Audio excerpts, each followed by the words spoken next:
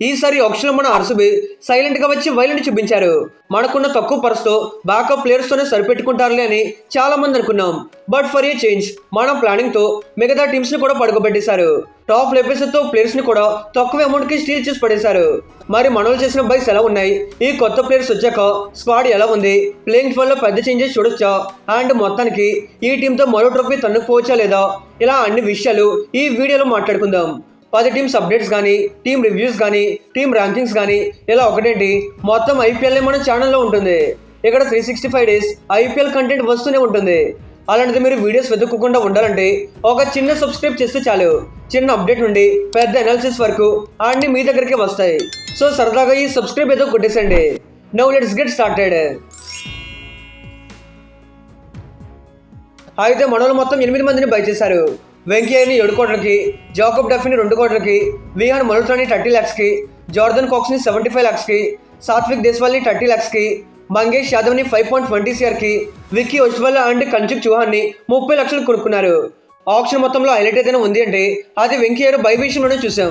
అసలు మామూలుగా కాదు, లాంటి క్వాలిటీ బాటర్ని జస్ట్ ఓన్లీ 7 కోట్లకి కొనేశారు. ఎంతకు మించి ఆప్షన్లో బెస్ట్ స్టీల్ ఏముంటుందో చెప్పండి, ఎంత తక్కువకే దొరుకుతాడని ఆర్సీబీ మేనేజ్మెంట్ కూడా ఎక్స్పెక్ట్ చేసి ఉండరు. అయితే మనకి దేవదత్ పడికల్కి ఒక రిప్లేస్మెంట్ మాత్రమే కావాలి అనుకున్నాం. ఇప్పుడు అతని కంటే బెస్ట్ ఆప్షన్ దొరికింది. బికాజ్ పడికల్తో కంపేర్ చేసుకుంటే ఆయర్ కంప్లీట్లీ ఒక మ్యాచ్ విన్నర్. ఒక్కసారి మొమెంటంలోకి వచ్చాడంటే శివతాండవం చూపిస్తాడు. బాల్ 1 నుండి అటాకింగ్ మైండ్ సెట్ తో రన్స్ కొడుతూనే ఉంటాడు. దాంట్లోనే చిన్న సమయం అంటే చిన్న వెన్యూలు ఇంకా బ్యాటింగ్ ఎంజాయ్ చేస్తాడు. ఆయర్ రావడంతో ఇప్పుడు ఎలా అంటే ఆర్సీబీకి టాప్ 4 మొత్తం బ్యాకప్ దొరికేసింది.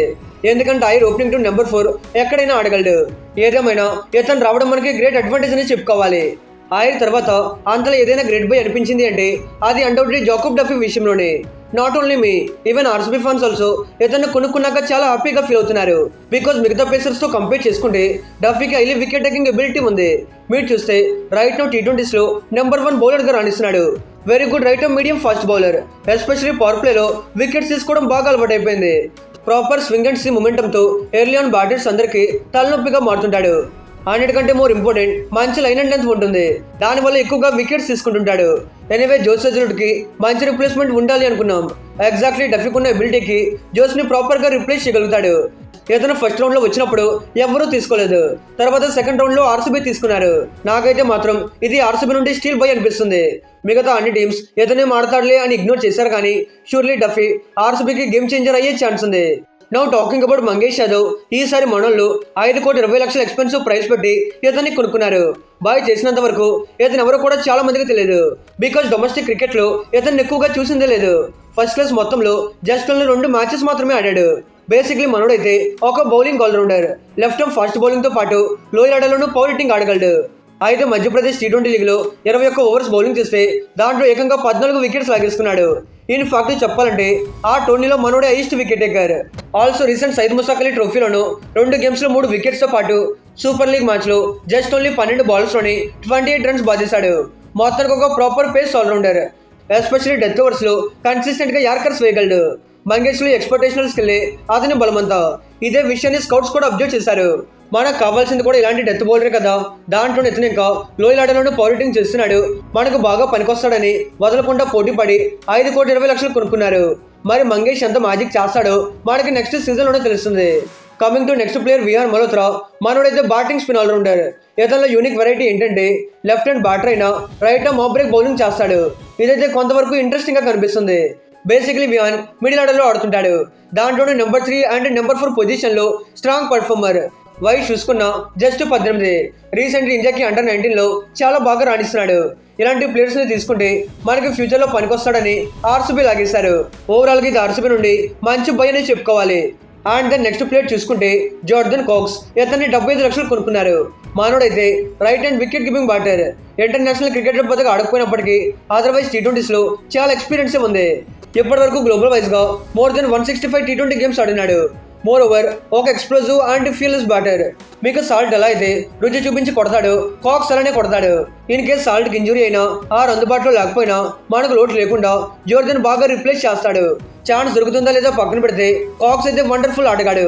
ఇక నెక్స్ట్ ప్లేయర్ గురించి మాట్లాడుకునే ముందు ఒక స్మాల్ రిక్వెస్ట్ ఏంటంటే ఐపీఎల్ పైన ఇలాంటి కంటెంట్ మన ఛానల్లో 365 డేస్ వస్తూనే ఉంటుంది. సో మీరు ఒక్కసారి సబ్స్క్రైబ్ చేసుకుంటే ఎప్పటికీ బెస్ట్ కంటెంట్ ఇస్తూనే ఉంటాను. ఇంకా వై లేట్ మావా, ఈ సబ్స్క్రైబ్ ఏదో కొట్టేసే. Now let's get into the matter. Satvik Deswal గురించి మాట్లాడుకుంటే ఇతన్ని కూడా 30 లక్షలకే బై చేశారు. బేసిక్లీ సాత్విక్ అయితే slow left orthodox spinner, domestic లో పాండిచ్చేరి టీం ఆడుతుంటాడు.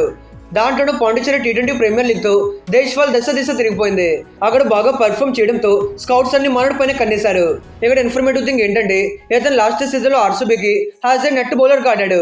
అక్కడ కూడా ఆర్సీబీ కంట్లో పడ్డాడు. ఇప్పుడు కునాల్ పాండ్యాకు ఒక బ్యాకప్ కావాలి కాబట్టి ఇలా అన్ని ఈక్వేషన్స్ ని మైండ్ లో పెట్టుకుని ఇతన్ని తీసుకున్నారు. అయితే సాత్విక్ స్పిన్ బౌలింగ్ తో పాటు బ్యాటింగ్ లోనూ కాంట్రిబ్యూట్ చేయగలడు. ఎలా లేదన్నా కునాల్కి ఒక ప్రాపర్ రిప్లేస్మెంట్ అని చెప్పుకోవాలి. ఆల్సో విక్కీ ఒస్వాల్ ని 30 లక్షలకు కొనుక్కున్నారు. మీరు ఇప్పుడు ఒకప్పుడు ఇతని పేరు వినే ఉంటారు. 2023 సీజన్ లో ఢిల్లీ క్యాపిటల్స్ టీం కాడున్నాడు. విక్కీ అయితే slow left orthodox spinner, domestic లో మహారాష్ట్ర టీం కి మోస్ట్ ఇంపార్టెంట్ బౌలర్ గా రాణిస్తున్నాడు. మెయిన్లీ చాలా లో ఎకానమీతో బౌలింగ్ చేస్తుంటాడు. సేమ్ లైక్ కునాల్ పాండ్యా ఎలానో ఇతను బౌలింగ్ లోను వేరియేషన్స్ కానీ చేంజ్ ఆఫ్ పేస్ కానీ ఉంటుంది. అంతేకాకుండా లోయర్ ఆర్డర్లోనూ బ్యాటింగ్ చేసే పొటెన్షియల్ ఉంది. బేసిక్లీ విక్కీ మంచి బౌలరే, కానీ ఆర్సీబీకి ఇతనితో అవసరం అయితే లేదు. ఎప్పటికీ కునాల్ పాండ్యా అంటే సాత్విక్ దేశ్వాల్ లాంటి లెఫ్ట్ ఆర్థోడాక్స్ స్పిన్నర్స్ ఉన్నారు. మళ్ళీ ఇతను ఏం చేసుకుంటారు చెప్పండి? అదేదో ఒక లెగ్ ఇయర్ బ్రిస్ట్ స్పిన్నర్ కోసం వెళ్ళుంటే బాగుండేది. ఈ ఒక్క విషయంలోనే ఆర్సీబీ దారి తప్పినట్టు కనిపిస్తుంది. అదర్వైజ్ లాస్ట్ మ్యాన్ కన్స్ట్రక్ట్ అనే విషయానికి వస్తే ఇతను కూడా 30 లక్షలు సరికే. రైట్ ఇండియన్ అండర్-19 టీంలో ఇతను one of the key player. Right off break bowling తో పాటు యాజ్ ఎ ఫినిషర్ రోల్లోనూ లోయర్ ఆర్డర్లో బ్యాటింగ్ చేస్తుంటాడు. ఆన్ గోయింగ్ అండర్-19 టోర్నమెంట్ లో చాలా బాగా పర్ఫామ్ చేస్తున్నాడు. ఇలాంటి అప్కమింగ్ ఆల్రౌండర్స్ ని తీసుకోవడం మంచి విషయమే. కానీ ఇక్కడ మ్యాటర్ ఏంటంటే అందరూ స్పిన్నర్స్ అయిపోతున్నారు. ఇప్పటికే టీంలో మొత్తం 5 క్వాలిటీ స్పిన్నర్స్ ఉన్నారు. నాకు తెలిసి ఇంతమంది స్పిన్నర్స్ తో అవసరం అయితే లేదు. ఎలానో తీసుకున్నారు కాబట్టి. అదర్వైజ్ ఇక్కడ ఆర్సీబీలో కూడా మెచ్చుకోవాల్సిన విషయం ఏంటంటే వాళ్ళకి కావాల్సిన పొజిషన్స్ లో ఓన్లీ బ్యాటర్స్ ఆర్ బౌలర్స్ ని మాత్రమే తీసుకోలేదు. 2 డిపార్ట్మెంట్స్ లోనే యూజ్ అయ్యే ఆల్రౌండర్స్ ని తీసుకున్నారు. ఈ ఆప్షన్ మొత్తం 8 ప్లేయర్స్ ని కొంటే దాంట్లో 3 ఏజ్ అండర్-19 ఉంది అండ్ మరో 2 ఏజ్ 23 ఉంది. ఇక్కడ అండర్లైన్ చేయాల్సింది ఏంటంటే youth and long term development పైన మనలో ఎక్కువగా ఫోకస్ చేస్తున్నట్టు తెలుస్తుంది. రైట్ నో మన దగ్గర జోస్ బువి అండ్ కునాల్ పాండ్యా ఇలా ఎంతో మంది సీనియర్ ఆటగాళ్ళు ఉన్నారు. ఇలాంటి వాళ్ళంతా టీం నుండి వెళ్ళిపోయేలోపు ఈ కొత్త టాలెంట్ వాళ్ళని రిప్లేస్ చేసే ఛాన్స్ ఉంది. అప్పటి వరకు వీళ్ళని సరిగ్గా గ్రూమ్ చేసుకుంటే చాలు. ఇలాంటి కొత్త టాలెంట్ కోసం వెళ్ళడం రియల్లీ గుడ్ థింగ్ అని చెప్పుకోవాలి. ఇక ఈ కొత్త ప్లేయర్స్ వచ్చాక ఆర్సీబీ ప్లేయింగ్ ఫాల్ ఎలా ఉంటుంది, ఏమైనా చేంజెస్ చేస్తారా, ఇలా చాలా మందికి డౌట్స్ అయితే ఉన్నాయి. ఆఫ్ కోర్స్ కొన్ని పొజిషన్స్ లో మార్పులు చూడొచ్చు.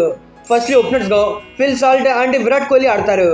నెంబర్ 3 పొజిషన్ లో వెంకీ అయ్యర్, 4 లో కెప్టెన్ రజత్ పడిదర్, 5 లో వికెట్ కీపర్ గా జితేష్ శర్మ, 6 లో టిమ్ డేవిడ్, 7 లో రొమారియో షెఫర్డ్, 8 లో కునాల్ పాండ్యా, 9 లో భువనేశ్వర్ కుమార్, 10 లో జోస్ హెజల్వుడ్, 11 లో Mangesh R S Dayal. Also impact player గా సుయేష్ శర్మ ఆడతారు. ఇక్కడ అందరికీ ఉండే డౌట్ ఏంటంటే నెంబర్ 3 లో వెంకీ అయ్యర్ ఆడతాడా లేకపోతే పడికల్ ఆడతాడా అని. మీరు పడికల్తో కంపేర్ చేసుకుంటే షూర్లీ వెంకీ అయ్యర్ మంచి ఆప్షన్. అంటే అతనికంటే అయ్యర్ మోర్ ఇంపాక్ట్ఫుల్ గా ఉంటాడు. సో ఆయన్ని ఆడిస్తే మంచిది. మరి కొంతమందికి మరో డౌట్ ఉండొచ్చు, ఎందుకని ఇద్దరిని ఆడించకూడదు అని. ప్రాక్టికల్ ఇది కూడా పాసిబుల్ అయ్యే ఛాన్స్ ఉంది. పడికల్ని ఫస్ట్ డౌన్ లో ఆడించి ఆయన్ని నెంబర్ 4 లో తీసుకురావచ్చు. ఇలా చేస్తే ఒక ఫారెన్ బ్యాటర్ని పక్కన కూర్చోపట్టాల్సి ఉంటుంది. ఫారెన్ బ్యాటర్ అంటే మరి ఎవరో కాదు, మన 6 హిట్టింగ్ మిషన్ రొమారియో షెఫర్డ్ ని పక్కన కూర్చోబెడతారు. షెఫర్డ్ బెంచ్ పైన కంటే ఆడితేనే మంచిది. బికాజ్ వెంకీ అయ్యర్ ఆర్ పడికల్ వీళ్ళిద్దరు ఎవరు లేకపోయినా మనకు ఒక బ్యాటర్ ఇవ్వాల్సిన కాంట్రిబ్యూషన్ మాత్రమే తగ్గుతుంది. అదే మీకు రొమారియో షెఫర్డ్ ఆడితే చేజింగ్ చేసినప్పుడు మొత్తం గుండెల మీద చేసుకొని కూర్చోవచ్చు. ఎందుకంటే ఫినిషింగ్ లో షెఫర్డ్ ఉన్నాడు, అతను కొడతాడు అనే గ్యారంటీ ఉంటుంది. ఈవెన్ బ్యాటింగ్ అనే కాదు, బౌలింగ్ లోను గోల్డెన్ హ్యాండ్ తో వికెట్స్ తీసుకుంటాడు. మోస్ట్ ఆఫ్ ద కేసెస్ లో మెయిన్ బౌలర్స్ రాణించకపోయినా ఇతను wickets అందిస్తుంటాడు.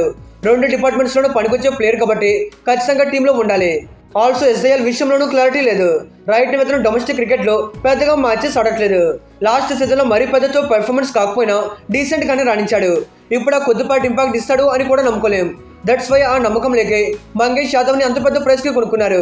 In case season start అయ్యేసరికి ఎస్ దయాల్ మంచి ఫామ్ లో ఉంటే ఓకే, లేదంటే అతని ప్లేస్ లో మంగేష్ ని తీసుకొస్తారు. ఇతను ఆడితే మనకి బ్యాటింగ్ డెప్త్ కూడా పెరుగుతుంది కాబట్టి ఛాన్స్ ఇస్తేనే బెటర్. ఈవెన్ ఇవ్వడానికి పాసిబిలిటీస్ ఉన్నాయి. Because Bhuvi, Jos and Shepherd లాంటి సీనియర్ బౌలర్స్ ఉన్నారు కాబట్టి మంగేష్ మీద ప్రెజర్ బిల్డ్ అవ్వకుండా చూసుకుంటారు. ఆల్సో ముందు చెప్పినట్టు జోకబ్ డఫీ లాంటి ఫ్యాంటాస్టిక్ పేసర్ మన దగ్గర ఉన్నాడు. ఇతనికి స్టార్టింగ్ మ్యాచెస్ లో అవకాశాలు దొరుకుతాయా లేదా ఇది పక్కన పెడితే ఇతను ఆడితే మాత్రం జోస్, భువి, డఫీ వీళ్ళ కాంబోతో ఆపోనెంట్స్ ని తగలెట్టడం పక్క. ముగ్గురు క్వాలిటీ పవర్ ప్లే బౌలర్సే.